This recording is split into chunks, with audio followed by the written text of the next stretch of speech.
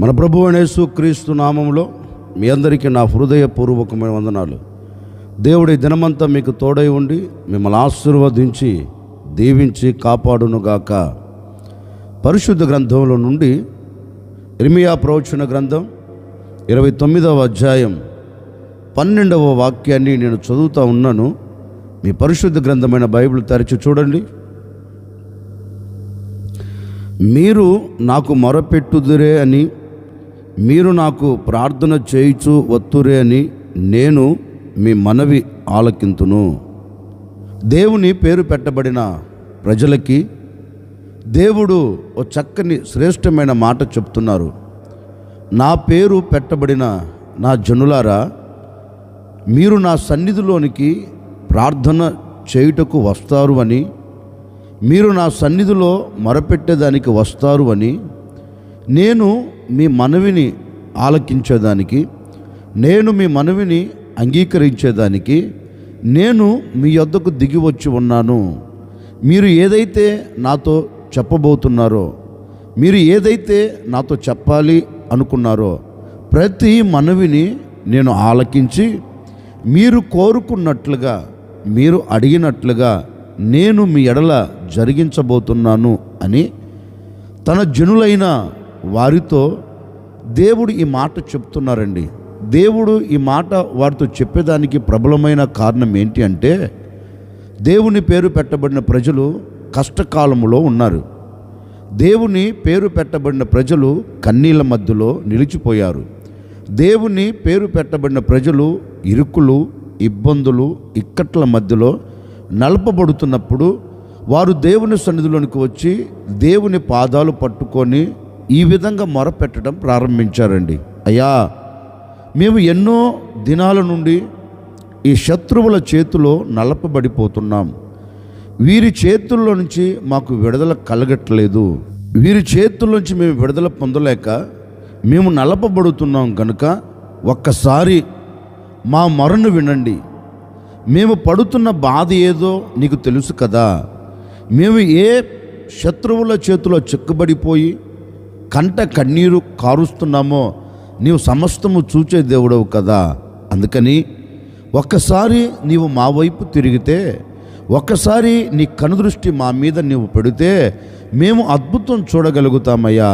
గనుక నీవు మా యొద్దకు వచ్చి మమ్మల్ని విడిపించున్నట్లుగా, మమ్మల్ని తప్పించున్నట్లుగా, ఈ శత్రువుల చేతుల్లోంచి మాకు విడుదల కలుగునట్లుగా నీ పాదాలు పట్టుకొని నీ సన్నిధిలో మేము మనవి చేస్తున్నాం. మా మనవిని మీరు ఆలకించండి అంటూ దేవుని పేరు పెట్టబడిన ప్రజలు దేవుని సన్నిధిలోనికి వచ్చి వారి మనస్సులో ఉన్న బాధను, వారి హృదయాన్ని తొలిచి పడవేస్తున్న ఆ వేదనను దేవుని సన్నిధిలోనికి వచ్చి మనస్సు విప్పి మనసారా ప్రభుకు అప్పగిస్తున్నారండి. ప్రభు పాదాల చెంత మనవి చేస్తున్నారు. ఈ సమయంలో మా మనవిని వినగలిగిన వారు ఎవరు లేరు. ఈ సమయంలో మా మనవికి సమాధానమును పంపగలిగిన వారు ఎవరు లేరు. కనుక నీవే కదా మా దిక్కు, నీవే కదా మా ఆశ్రయం అన్నట్లుగా దేవుని మీద ఆధారపడిపోయారండి. దేవుని మీద ఆనుకొని పోయారండి. ఇక నీవు తప్ప మాకు సహాయము చేయగలిగిన వాడు, నీవు తప్ప మమ్మల్ని విడిపించగలిగిన వారు ఎవరు లేరు అని దేవుని మీద ఆధారపడితే, ఇప్పుడు ఆ దేవుడు వారి బాధను చూచి, ఆ దేవుడు వారి కలుగుతున్న కష్టమును చూచి, వారి హృదయ వేదనను చూచి వారితో ఒక శ్రేష్టమైన మాట చెప్తున్నారు.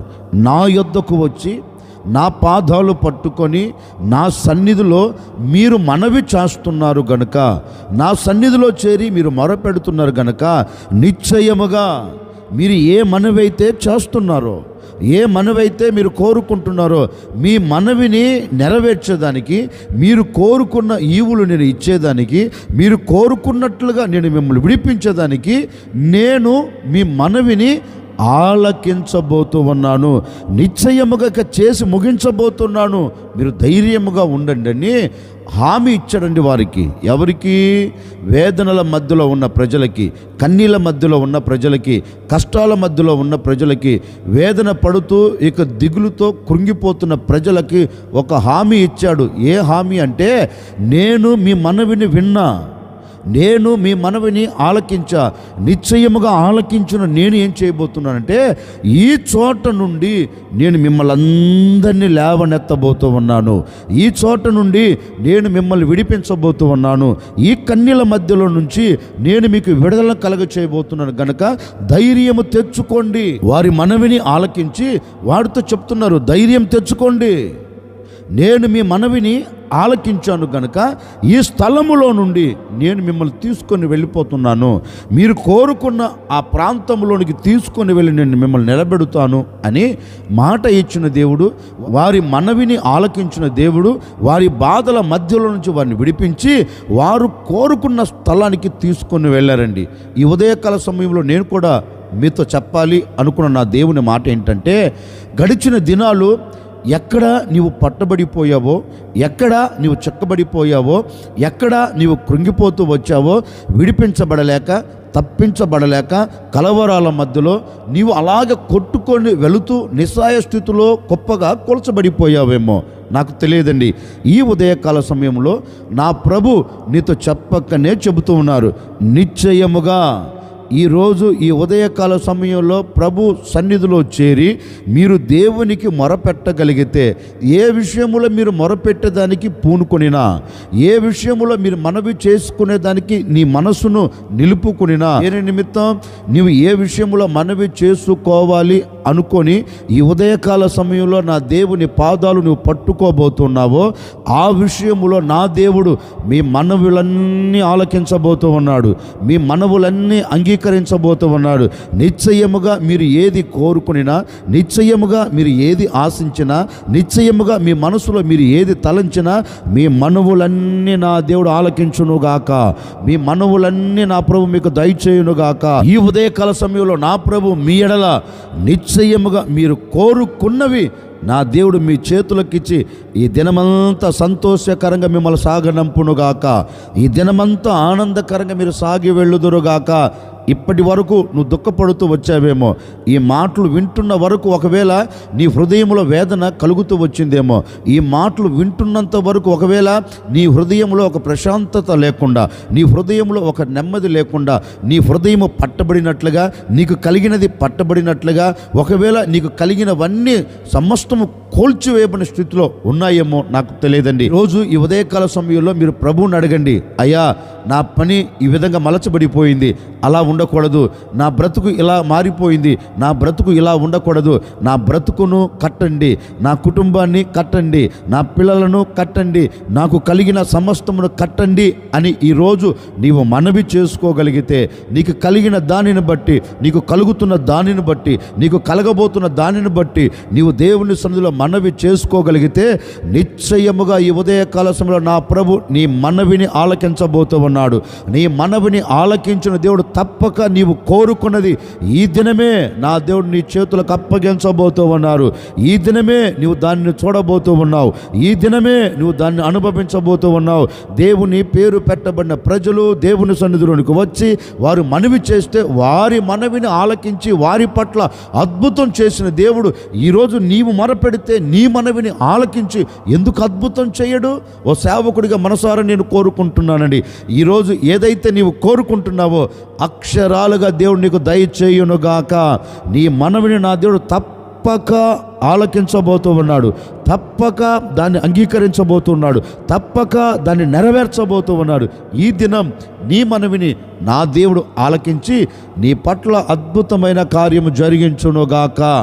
అందుకే దేవుని ప్రజలతో దేవుడు అంటారు, మీరు నా సన్నిధిలోనికి మొరపెట్టేదానికి వచ్చారు కదా, మీరు నా సన్నిధిలో ప్రార్థన చేసేదానికి వచ్చారు కదా, వచ్చిన మీ ప్రార్థన ఆలకించుటకు నేను మీ అంతకు దిగి వచ్చాను అని వారి ప్రార్థన వారి మనవిని ఆలకించి వారి పట్ల అద్భుతం చేశారండి. ఆయన మన మనవి ఆలకిస్తే మనకేం కలుగుతుంది? ఒకరోజు ఓ భక్తుడు దేవుని సన్నిధిలోనికి వచ్చి దేవుని సన్నిధిలో ఇలాగో ప్రార్థన చేస్తున్నాడు.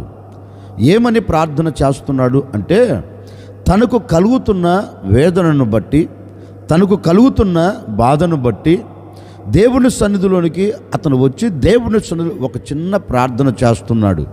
ఇతగాడు దేవుని సన్నిధిలోనికి వచ్చి ప్రార్థన చేసేదానికి ప్రబలమైన కారణం ఏంటి అంటే, తల్లి తనకు ఒక నామకరణ చేసిందండి.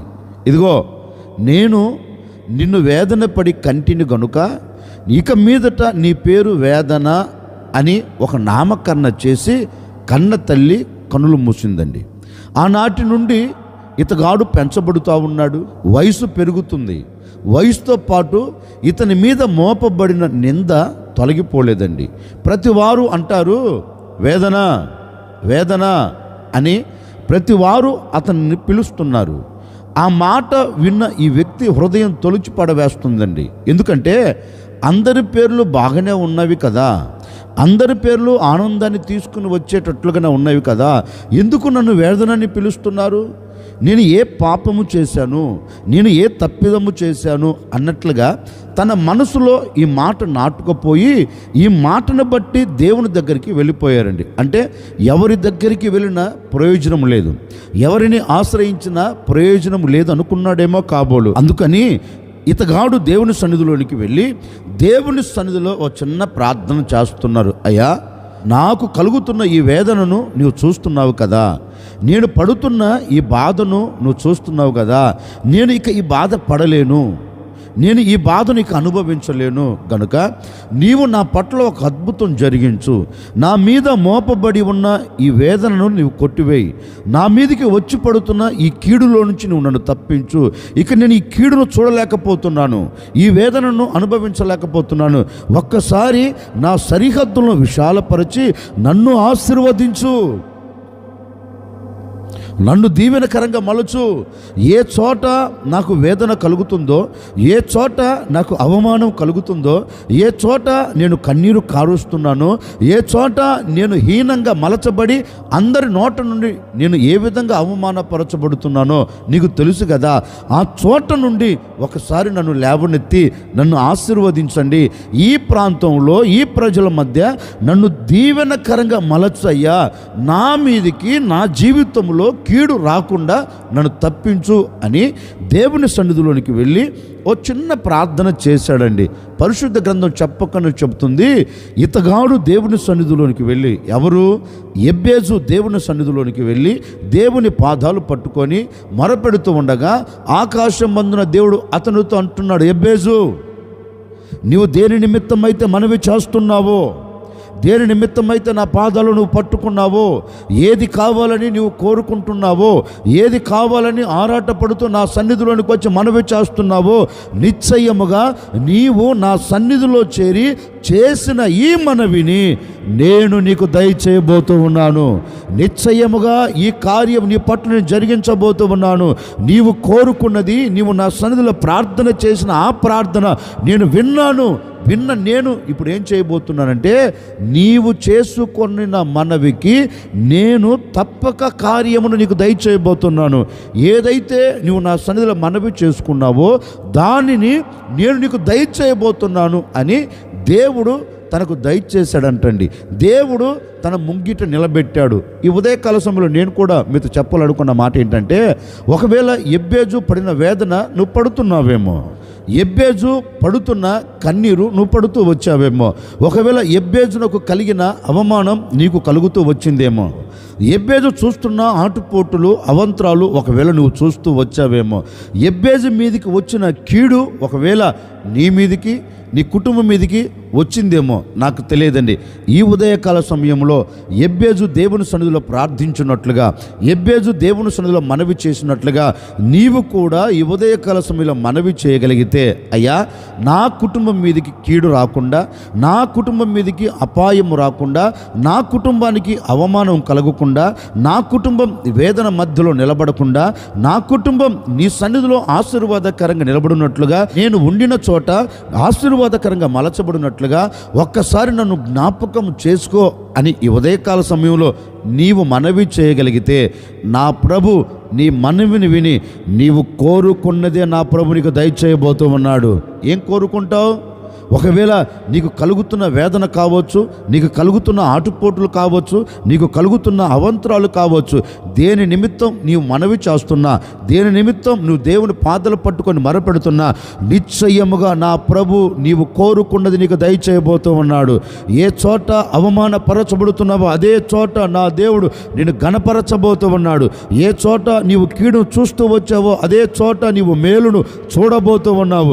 ఏ చోట అపాయము నువ్వు చూస్తూ వచ్చావో అదే చోట ఆశీర్వాదానికి నీవు నాంది పలకబోతూ ఉన్నావు. ఇక మీదట ఈ దినమంతా ఎక్కడ ఎప్పుడు అపాయము రాకుండా, అవమానము కలగకుండా నా దేవుడు నీ అవమానమును కొట్టివేసి, నీ అపాయమును తీసివేసి, నీ ఉన్న చోటే నా దేవుడు నీకు ఆశీర్వాదాన్ని కలగ చేయబోతూ ఉన్నాడు. నా దేవుడు నీకు దీవెనను అనుగ్రహించబోతూ ఉన్నాడు. దీవెనకరమైన మార్గాల్లో నా ప్రభుని నడిపించబోతూ ఉన్నాడు. భయపడకు. ఈ ఉదయకాల సమయంలో నా ప్రభు పాదాలు పట్టుకొని నీవు అడగగలిగితే నిశ్చయముగా నా దేవుడు నీకు ఉన్న చోటే, నీవు ఉన్న చోటే నేను గణపరచబోతూ ఉన్నాడు. నీ ఉన్న చోటే ఆశీర్వాదకరంగా నిలబెట్టబోతున్నాడు. నీ ఉన్న చోటే నీకు క్షేమం కలగబోతూ ఉంది. నీ ఉన్న చోటే రెట్టింపైన ఘనతనిచ్చి నా ప్రభుని నడిపించబోతూ ఉన్నాడు. ఈ దినమంతా నీవు ఏ విషయంలో మనవి చేస్తున్నా, చేసుకుంటున్నా, నా ప్రభు నీ మనవులన్నీ ఆలకించి నీవు కోరుకున్న ప్రతిదీ నీకు దయచేయునుగాక. అందుకే ఎబ్బేజు గురించి పరిశుద్ధ గ్రంథం చెప్తుంది, దేవుడు అతడు చేసుకున్న మనవిని అతనికి దయచేసెను. ఓ సేవకుడిగా నేను కూడా మనసారా కోరుకొని మిమ్మల్ని ఆశీర్వదిస్తున్నానండి. ఈ దినమున నీవు చేసుకుంటున్న మనవి నా ప్రభు నీకు దయచేయునుగాక, నా ప్రభు నీకు అనుగ్రహించునుగాక. నిశ్చయముగా ఏదైతే నీవు కోరుకుంటున్నావో ప్రతి దానిలో నీవు జయం చూచెదవుగాక. తలవంచున వచ్చిన ప్రార్థన. ఆశ్చర్యకరుడా మీకు స్తోత్రాలు చెల్లిస్తూ ఉన్నాం. గడిచిన దినాలన్నీ మీ సురక్షితమైన రెక్కల నీడలు మీరు దాచి కాపాడుతూ వచ్చారు. మరొక దినాన్ని దయా కిరీటంగా ధరింపచేశారు. అందును బట్టి మీకు స్తోత్రాలు చెల్లిస్తూ ఉన్నాం. నిజమే, మీరు నాకు మొరపెడుతారని, మీరు నాకు ప్రార్థన చేస్తారు అని నేను మీ మనవిని ఆలకింతును అని మాట ఇచ్చి ఉన్నారు. నాయనా, ఈ ప్రజలు దేని నిమిత్తమైతే మొరపెడుతున్నారో, దేని నిమిత్తమైతే ప్రార్థిస్తున్నారో, ప్రతి మొర, ప్రతి ప్రార్థన, ప్రతి మనవిని మీరు ఆలకించినందుకై మీకు స్తోత్రము తండ్రి. మీరు మా మనవిని ఆలకిస్తే మా మీద మోపబడిన అవమానం, మమ్మల్ని అలుముకుంటున్న ప్రతి కీడులో నుండి మీరు మమ్మల్ని తప్పించి కొట్టివేసి ఆశీర్వదిస్తారని మాట ఇచ్చి ఉన్నారు. ఈ ప్రజలు ఈ దినం ఎక్కడ నిలబడినా కీడు తొలగిపోవునుగాక.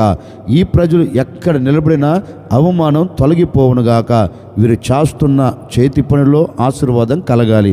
వీరు వెళ్తున్న మార్గంలో దీవెన కలగాలి. వీరు చేస్తున్న నాయన వ్యాపారంలో, ఉద్యోగంలో, చదువుల రంగంలో, ప్రతి విషయంలో నాయన బిడలకు ఘనత కలుగునట్లుగా, బిడలకు క్షేమం కలుగునట్లుగా, బిడలకు ఆశీర్వాదం కలుగునట్లుగా ఒక అద్భుతమైన కార్యం ఈ ప్రజల పట్ల మీరు జరిగించి మహిమ పొందుకోమని యేసు నామములో అడిగి వేడుకొనుచున్నాము తండ్రి. ఆమెన్. ఈ దినమంతా నా ప్రభు మీకు తోడై ఉండి మీరు చేసుకుంటున్న ప్రతి మనవిని నా దేవుడు ఆలకించి మీరు కోరుకున్న ప్రతి దానిని మీకు నా ప్రభు దయచేయునుగాక.